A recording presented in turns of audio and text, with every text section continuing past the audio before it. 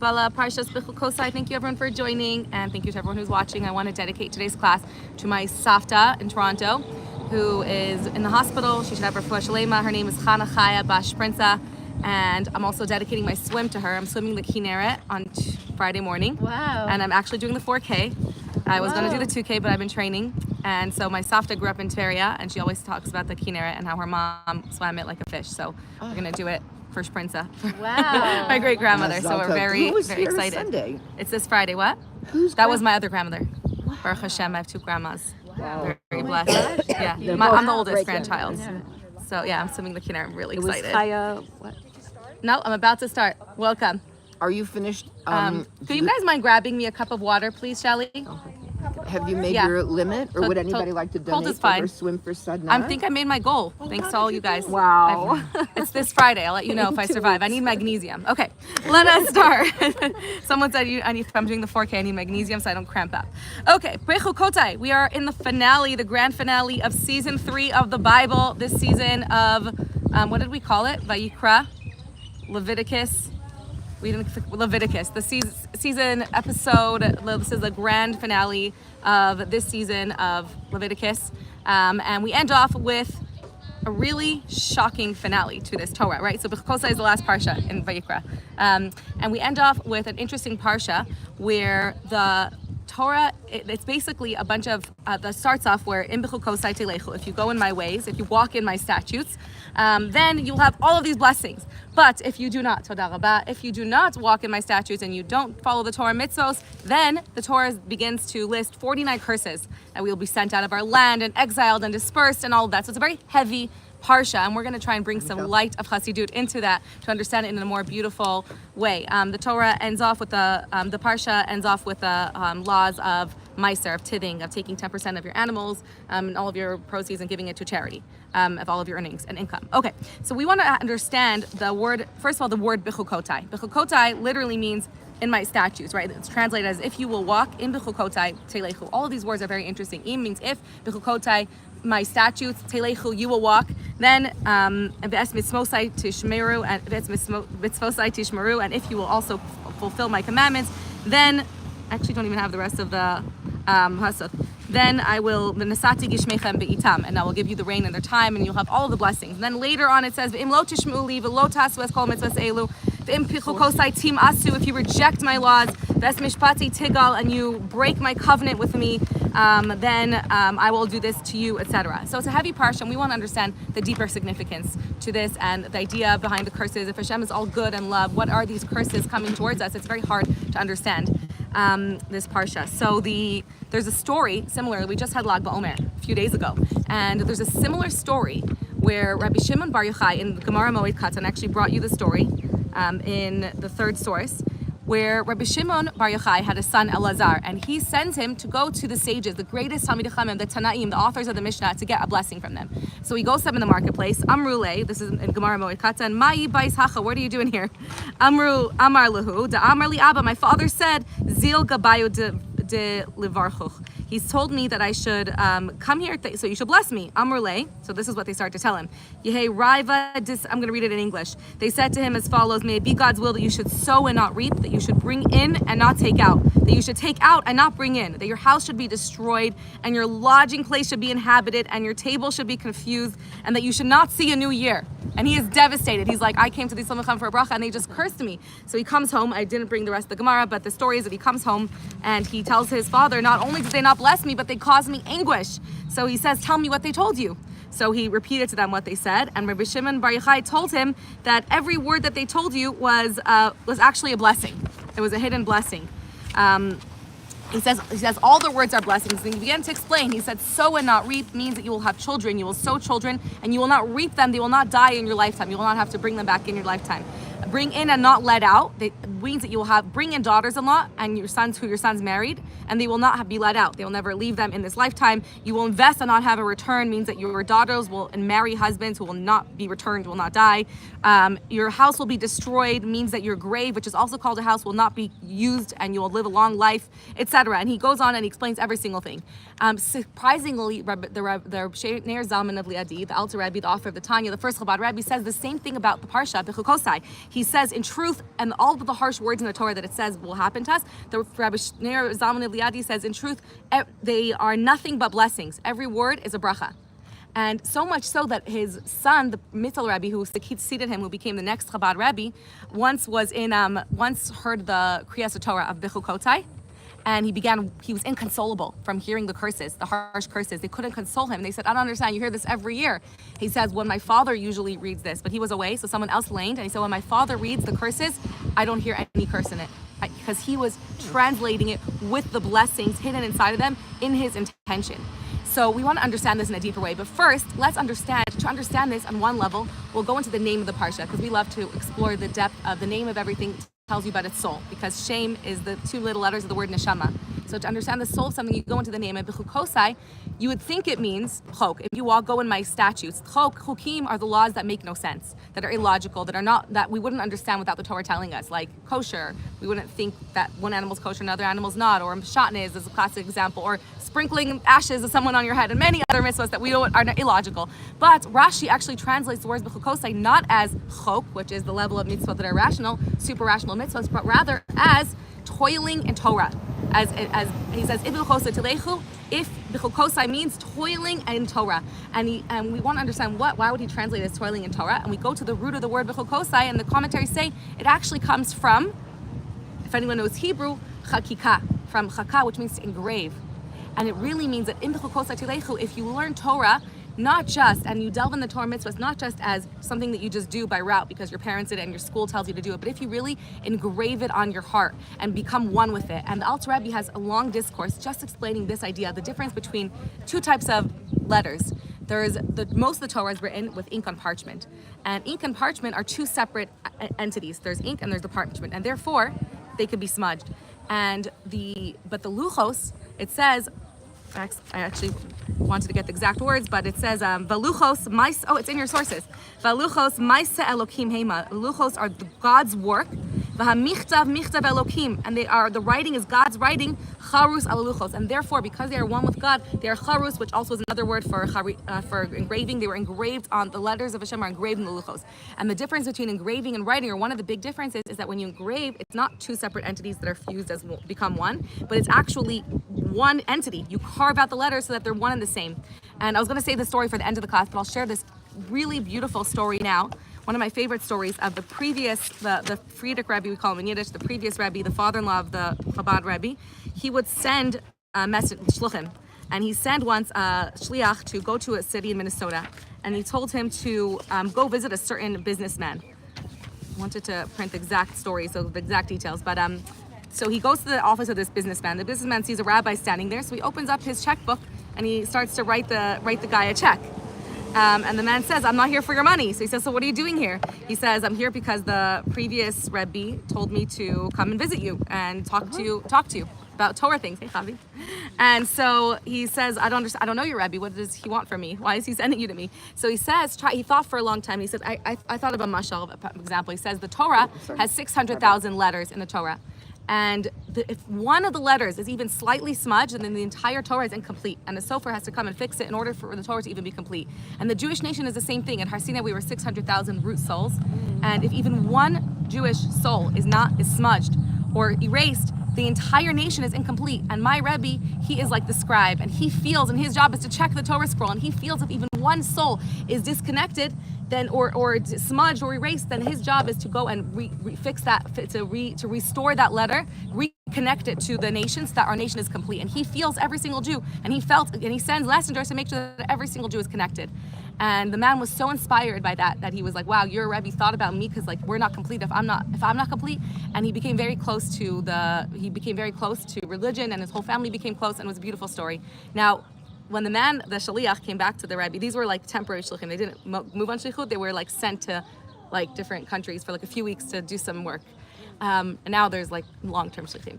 So when he came back to the Rebbe, he met with him and he told him all the things that happened. And he told him this mashal that he told him. He was so proud of it. He's like, and the Frierdiker Rebbe was quiet and he was like, oh no, what I did wrong. He said the mashal is beautiful, but it's not accurate, because a letter and the Torah, like we said, is ink on parchment. They're two different entities. But a Jew and Hashem and Am Yisrael are not two separate entities. There's no difference. We are one, and we are one with Hashem, and we are one with Torah, and you can't separate it. So it's not possible for a Jew to be smudged. It's not possible for a neshama of a person to be erased or smudged even at all.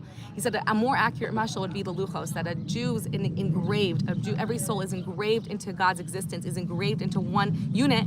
And so it's possible that sometimes when there's an engraved letter that it gets covered over with a little bit of dust or dirt, and we need to just blow it off and remove the dirt to reveal that connection that was always there. But the connection is never severed, not even smudged, not even a little bit. So understanding this is one level of understanding the curses of if you don't go on my statutes, because the truth is that at an essential level, and especially in the times earlier in the Beis HaMikdash, before we went into Galut now, but even still, at an essential level, we are one with the mitzvos. And the way that we're supposed to do mitzvos is not like two different beings like connecting, but it's mash, we're supposed to be one. It's supposed to bring us, the whole purpose of mitzvah is that we become one with Hashem, one with the giver of the mitzvah. The whole purpose of any act of love is to unite two people. And just as close as two people can become one in any act of intimacy or closeness, that is the ultimate point of a mitzvah. It's not just an obligation that you do so that you don't get punished. It's meant to be an entity that you become one with Hashem it's an embrace of God, that we return to our soul and we have that unity in that moment. We are one, and we are enveloped by all of Hashem's kedusha, and we are one with Hashem. And that is really what every mitzvah is meant to do. Every mitzvah is an act of bonding, a way to connect with Hashem, connect with Am Yisrael, connect with the Torah. And if the mitzvahs are done that way, then we get all of those blessings, but it's not that removed. So going back to what we were saying, in the way that it truly is that our chayus, our life force, comes from the Torah. Hashem comes from Hashem and comes through specifically connecting to Hashem through the Torah. And the stronger connection to the Torah, the stronger our energy field will be, the stronger our life force, the stronger our soul will burn, will be felt. And the more we're infusing our soul with the nourishment that our soul needs, the Torah and mitzvos, and connecting to our roots, to connecting to our soul, and our soul gets its nourishment by davening, by learning, and by doing Torah mitzvos, then the stronger our chayos, our life source. So it's an automatic, it's not like if you do this, you will get a reward for it. It's that if you will connect to your soul as one, if you are engraved in connecting to your soul's connection, then automatically you will have an abundance of rain and all of the blessings, because all of the chayos Hashem sends us, all of the life force comes through the Torah. So this is how it was back before we were in Galut, that it was actually so that a Jew's life and literally his being alive dependent on keeping the Torah mitzvos. The stronger his energy field and his connection to Hashem, the stronger chayos and life force he had. So much so that it says it was like a bond, and every time, even though we said we can't erase that bond, but the flow of life comes through the Torah mitzvos. So a Jew, there are certain mitzvos that in the Torah it says that if a Jew is over on the very few averot that are purposely, intentionally eats on Yom Kippur to anger God, he gets kares, right? That's one of the examples. If somebody intentionally, there's very few mitzvos that are chayav kares or averot, sins. So what is karet? Kares means that their soul was cut off, so therefore their life flow to their soul from God was cut off, and they would die by the age of 50, and they would no longer be able to live because their flow of life through the Torah mitzvahs was stopping. So they wouldn't be able to live. So that was like the explanation of, and you don't keep the Torah mitzvahs, you will die, or all these bad things, you'll be disconnected, not as a punishment, but you will automatically be disconnected because you're not connecting, you're not plugging in to get your life force. It's like if you don't eat, you'll die. So if you don't nourish yourself, you won't have a sustenance for your soul. Now the crazy thing is that non-Jews, a non-Jew who would do the same Aveira, would continue to live. And then this is the secrets of Kabbalah that explain why a Jew who commits this Aveira gets kares, but a non-Jew doesn't continue to live, because Hashem put lots of energy into klipa as well, into the impure forces. We live in a balanced world where God gives chayos, Hashem puts chayos into holiness, but also into impurity. So a non-Jew was able to get their life source and continue to live, even though he was doing all the virot in the world. He was able to get his sustenance from impure forces, from the constellation, from avodah zarah even, because God gave energy and power to good and to evil. So they chose to get it from there. But a Jew who was like mamash connected, his source of life was through the letters of the Torah, through the Yud Hey Vav and Hey, through his connection to Torah, he couldn't live. Now, so that really would explain why good things happen to bad people, why they're able to live such an abundant life if they're doing so many averot. And that's because their life is not coming from purity. Their life is coming from mavet, from death, and from tuma. So it's not pure flow. Now, the secret of Shechina Begalusa is that nowadays that doesn't apply anymore, because since the Shechina of Hashem went into Galut, when the second Beis Hamikdash was destroyed, that means that the life force that we now choose to get our life force either from Kedusha Or also, the Shchein of Galus in Kabbalistic terms means that the lower hay of Hashem's name of Yud Hey Vav Hey went down into Galut, and now we can also get our chayos. If we do an Aveira, that's chayav karet, we will continue to live because we can continue to get our sustenance from impure places as well. We don't have to only get it from godliness. So that's just a tangent to understand really like in the times of what Bechukotai telechu meant. It means that you'll get more life force or you'll get less because you're not connecting to your source of light. Because it says, Mamash v'chai b'hem, that the Torah is our life. But now going to another paradigm of understanding the darkness in our life. And we all have great things in our life. Hopefully we have a lot of blessings in our life and revealed good in our life, but we also face a lot of challenges in our life the less desirable parts of life, the challenges that we face on a daily, weekly, that just are inevitable life's challenges that sometimes are painful, sometimes are annoying, and sometimes break us and shatter us, where we feel like we can never pick ourselves up again. And really, why does Hashem build the world that way? Why can't Hashem he's good? If Hashem is pure and good and wants to give us good, why does he shower us with things that shatter us and break us and tear us open? What's the deeper intent in that? And really, that's through understanding the deeper meaning of the story that we mentioned earlier with Rabbi Shimon Bar Yochai and his son, and telling his son that what they told you is all blessing. So going back to that story, the Chachamim ask, if they were trying to bless him and not curse the son of Rabbi Shimon Bar Yochai, why not just bless him? Why cause him pain and give him these twisted curses that are really blessings? Just give him a blessing outright. So there's actually lots of answers, and I'll share with you a few of them that are written by different commentaries on the Talmud. The Maharsha says they did it to challenge and sharpen Rebbe Lazar, so that he can be smart and figure it out, to sharpen his mind because he was young. The second answer by the Iyun Yaakov, the Rif, says that they did it to honor Rabbi Shimon Bar Yochai, that he should be the one that gives the bracha to the son, so that he would be the one to interpret it, and then the blessings would come through him because he was the Rebbe, he was a teacher. And also that he should be blessed twice, that they gave him the blessing hidden, and then Rabbi Shimon Bar Yochai, his father, gives him the blessing again, so he gets double brachos now. The Iyun Yaakov then says that a bracha is more effective when it's not pronounced out loud in public, and public means three people. So since there was three of them there, they wanted to hide the bracha, because when the bracha is said out loud, it's less effective because there's opposing forces that come into play. So they wanted it to be hidden until he could uncover it with his father. And then the fourth answer I'm going to bring you is from the Netzer HaKodesh that's cited in the Eitz Yosef, and they said they did it for his good. And this is more Kabbalistic. Whenever there's a blessing said outright, similar to the third answer, there's a voice of judgment, right? That din that comes and challenges, who says he's worthy of this blessing, does he deserve it? And it challenges the merit, right? We learned about Chesed and Gvura last week and all of the Sfiros, whether the recipient deserves a blessing. The Chachamim therefore disguise their blessing in a language that sounds like a curse, knowing that now din can't come and challenge it because they won't be able to read their minds and know that underneath it there was a bracha coming in, and there won't be resistance or any resistance to the bracha is coming through. So those are the four answers given. Now Chassidut gives another dimension, or a very, very deep answer to this idea that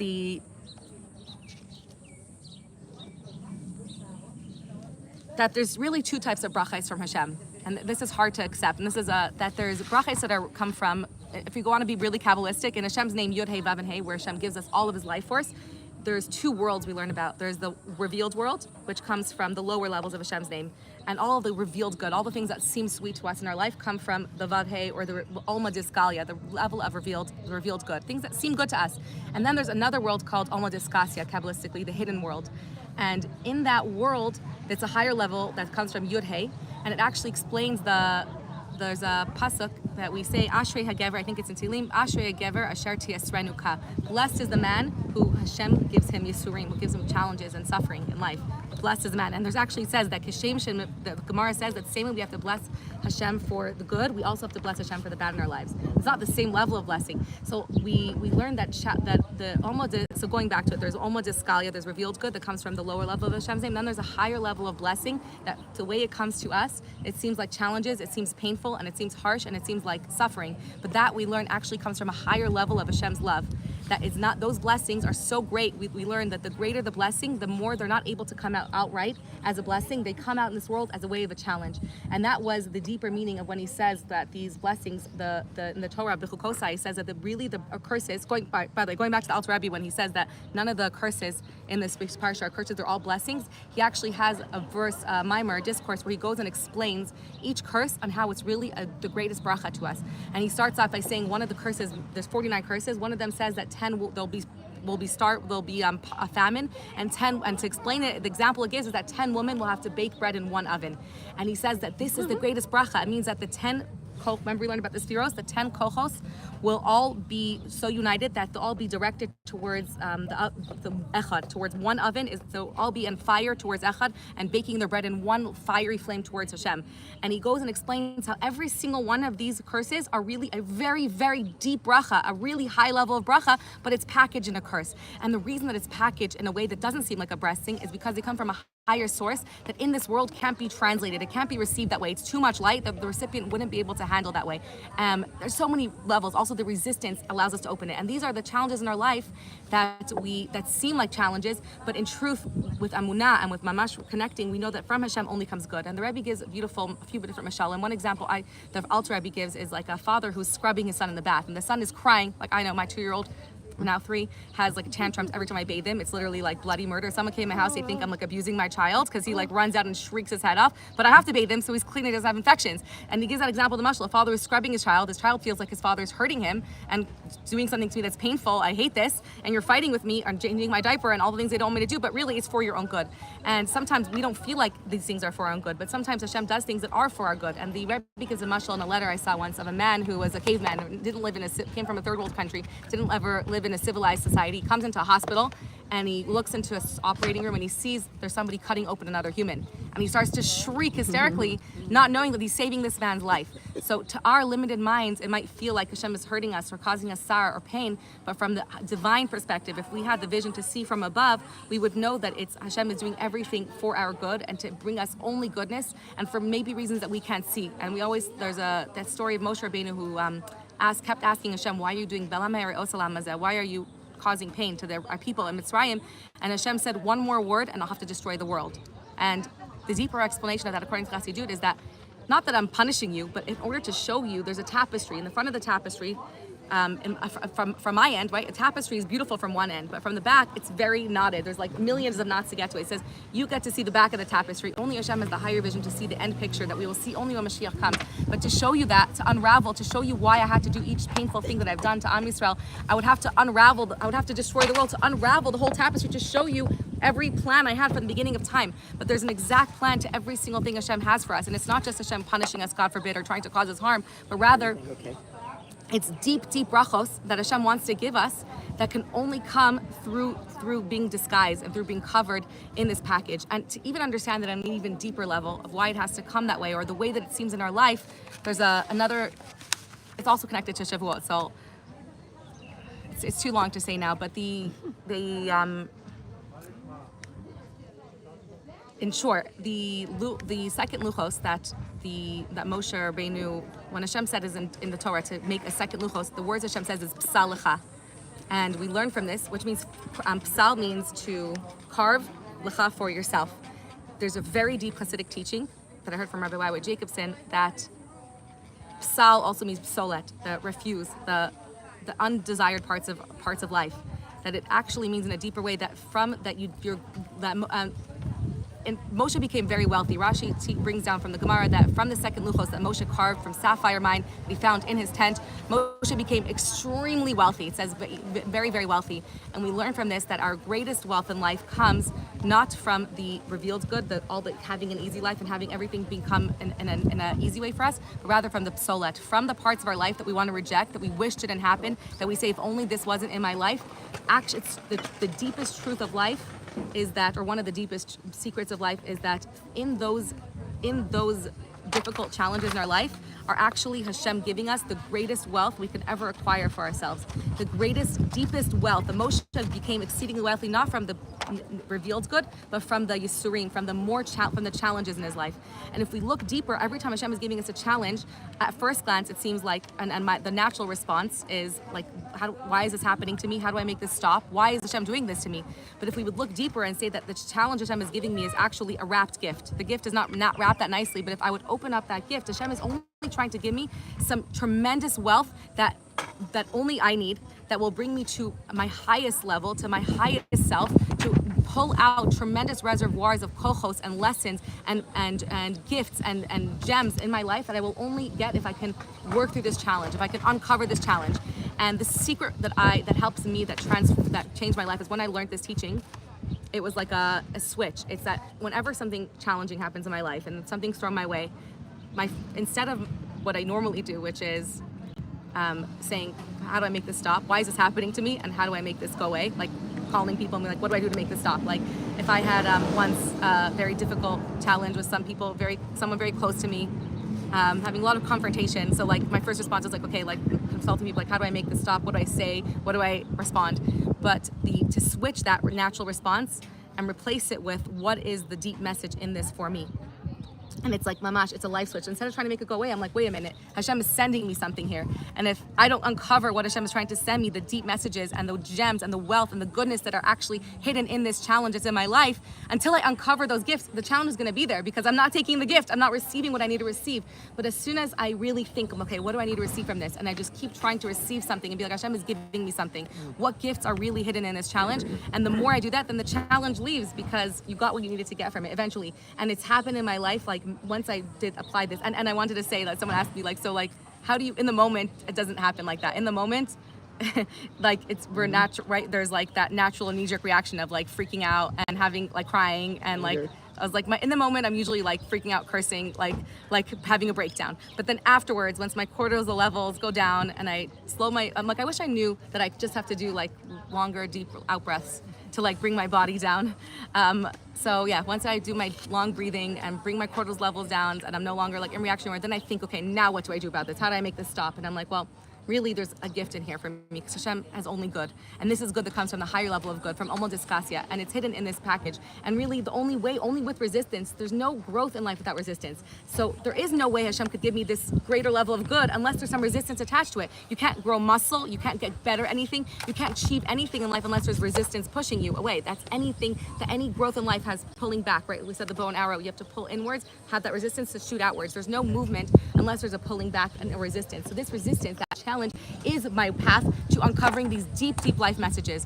And so the challenge is like moving from the initial reaction and then saying, okay, let me think about what messages I can have from it. And it's good to have friends who like will help you with that, who will guide you and be like, well, what is this good that Hashem is sending you? What messages are you supposed to take from this message, from this experience? And to me, that was like the key, or like the formula for me to like really not resist it like a wave that like just brings you under, but just to embrace it and say, this is not bad, this is actually good from Hashem, and I just need to figure out what that message is. And we don't ask Hashem for these challenges. Even though it's higher level of good, we learn we don't ask Hashem for Yisroim. We ask Hashem to only give us revealed brachos, right? We don't daven for Yisroim, we don't daven for them, we still daven for Hashem to take away the Yisroim. We should still pray, we should still not say, Hashem, send me more challenges. We don't want these challenges, but when they come, it's a deep level of love from Hashem. In fact, we learn that Hashem only challenges those that are closest to Him, those that He loves, right? That's why a lot of times you see like there's Sha'im, Morim, and they're not getting these life challenges, and that's because that's that deeper. It's like the mashal, I think about like when it's not my kid or someone I love as much, I'll be like, yeah, sure, have as much candy as you want, eat whatever you want, do what you want. But when it's my child, you have to act with gevura. You want to like mamash give them that, teach them the life lessons, make them be a better person, make sure they eat their healthy food and not have all the junk that's for them. And we have that tough love that helps them become a much better person in the long run, that you only do when it's worth it, when it's challenging. And it's just as hard for Hashem when we ask Hashem, when we go through these challenges and we're crying and Moshe said, what do I tell these people that you like, that they're suffering? What do I answer them? Hashem says, the only thing is that I am with them in their pain. Just because I have to take my child to get a shot and it's for their good, and I want them to not get polio, and I take them whatever it is, and they have to get their shots, it doesn't mean that I'm not in pain with them. It doesn't mean that it's not hard for me, that I'm not like crying with them. And when I have to do things that are painful for them, even though they're for their own good. So to summarize these Bechukotai in this parsha, these curses that seem like curses are Hashem giving us deeper brachos. And from the takeaway for me was that in our life we will inevitably have pain in our life and challenges in our life. And the takeaway is to have the emunah and to know that Hashem loves us and that it's a gift, and that inside of it, somehow, as hard as it is to see, when we're ready to transition to like looking for that gift, that we can hopefully extract those gifts and have friends that can help us. Like to sit with a friend and be like, what messages can I take from this? Like what can I learn? What can I grow? How can I grow as a person? How is this an opportunity for me to learn boundaries, to learn about myself? I'll give you an example. there was like I used to, I mean I still, but I have a lot of anxiety, and one of my biggest anxieties was about shluchos and like not being a good enough shlucha, and like my spiral would be like that I'll be like sent away, we will fail at shluchos, we won't succeed, and we'll be like have to leave with like our heads hanging down and like people being like you're the worst shluchim, you failed, and like being thrown tomatoes at us, like that was like at the root. I mean, like the end of the end of the world. Like if I don't do this and I'm not perfect and I don't do every program and I don't make it as nice as possible and I don't do this, so everything was like fear-based. Like I was not driven by like fear-based. Like I have to do everything or else the end of the world scenario happened. And it once happened that somebody was upset and they like mamash like voiced out loud publicly like all of my biggest fears, like you shouldn't be on shlichut, you're not good enough. Somebody, no, they're not. They were just going through their own suffering, their own trauma, whatever it was. They were like upset about something, and they basically voiced all of my fears out loud, like you guys shouldn't be a shlichut. You should be doing this. You should be doing this. You shouldn't even be here. And like in the moment, I literally couldn't eat. I was nauseous. I was sick. I literally was like shaking.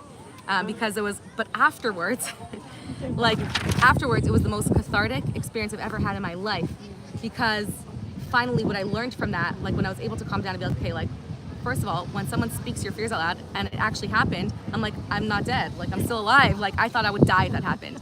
And like somebody who was actually someone I value said that to me. They had a bad day, they had a breakdown, they have all their own history, that whatever made them say that. But then I started to ask myself, is it true? Do I believe that? Like, is it true that because I didn't do what they expected me to do, that I'm a failure as a shlucha? And I was like, no, I actually think that I'm, prioritizing my family and didn't do that because I want to put my family first. And I think I made the right decision.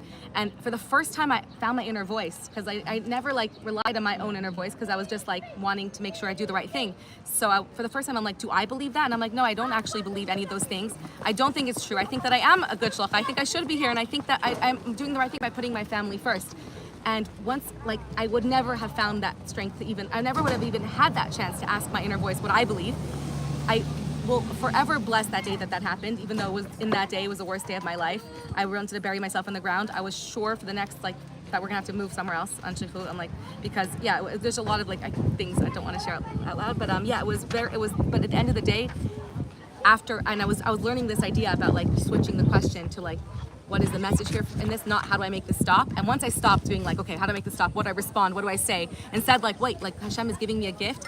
I literally have the best gift of my life. I'm not scared of that anymore, so I'm not fear-based anymore, because I'm like, even if it happens, who cares? I'll be fine. I'm fine. I survived it once. Even if I'm a failure and everyone, and people say that to me, I'll be okay. And number two is that I found the answer from myself to know that I'm doing the right thing. I know that I'm trying my best to do the right thing, and that's what matters. I would never have uncovered that. That's the best gift I could have ever gotten from that situation. And I'm not saying it took right away. I literally didn't. I'm not saying that in the moment I reacted that way. I really didn't react that well in the moment. I was like nauseous. I didn't react well. I for sure said some things I shouldn't have said. But at the end of the day, looking back in hindsight, because I was able to like literally make lists, I'm like, okay, as long as the problem's still here, there's more messages I need to take from it. So what more can I learn? Can I learn about setting boundaries? Can I learn about like what I can do in the next time that happens? How can I learn about like just so many tools? Yeah. What? Also, what lives inside you. What do you mean?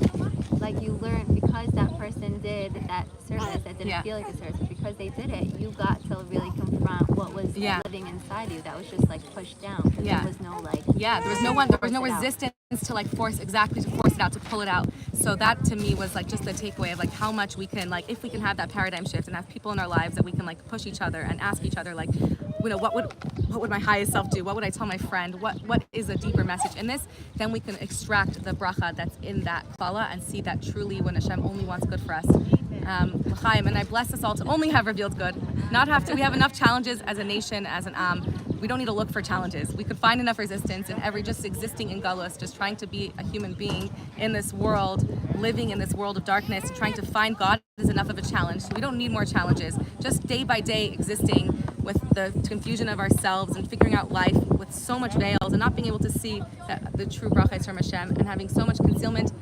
So we tell Hashem it's more than enough challenges. We don't need personal challenges on top of that. So we dive into Hashem to take away our challenges. We tell him we have enough challenges. We'll get our messages we have enough way to look for Hashem's messages. And I bless all of us to mamash feel that oneness, that chukah, that chakika, that Bechukotai, that we should feel that oneness, that we should feel the oneness with the Torah and the mitzvahs. Sometimes it feels like there's me and then there's my religion. We should feel as much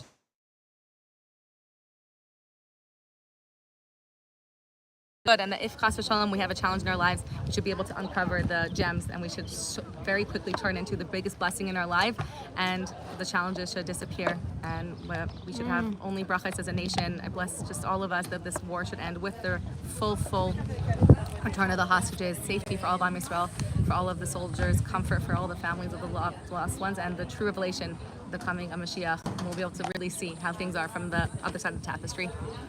Thank you for joining. I love you guys. See you next week.